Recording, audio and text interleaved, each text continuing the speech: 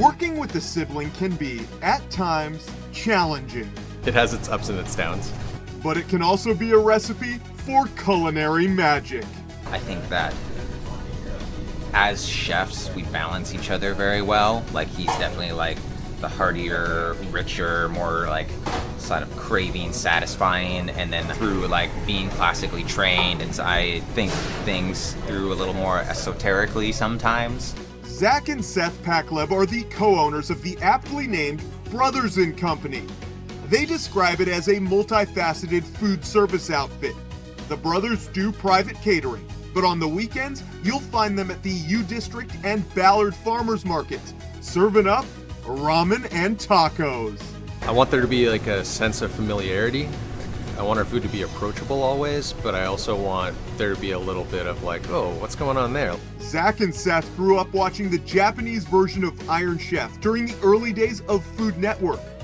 Intrigued by the controlled chaos of the kitchen, Zach always knew he was headed to culinary school, but being a chef wasn't initially in Seth's plans. I went through, I think, stages of wanting to be pretty much all of like the high earning jobs on the Game of Life board, doctor, lawyer, but always, was always kind of an avid home cook, and just kind of let that guide me.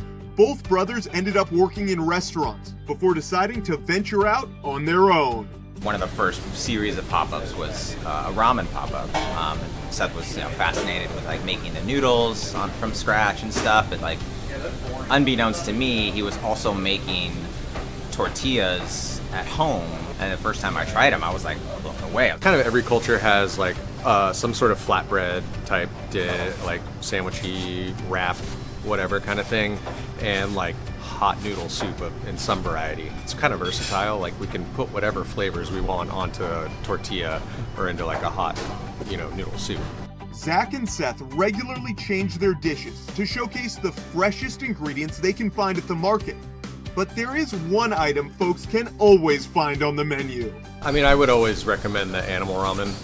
I get it with extra vegetables. It's just kind of a hard combination. It's very rich, especially when the clouds start to roll in and temperatures drop, and it's a very comforting, satisfying meal for anybody, really. It's a dish that looks, on the surface, somewhat simple, but in reality hides an immense amount of nuance. Craveable, yet complex. A perfect reflection of these two brothers. It's been a very good balance. We definitely have our days, but the thing at the end of the day that I think is the best part about it is like, I still love him, he's still my brother. It's a level of support that I think is different than any other type of business relationship. For Seattle Refined, I'm Brandon Bernstead.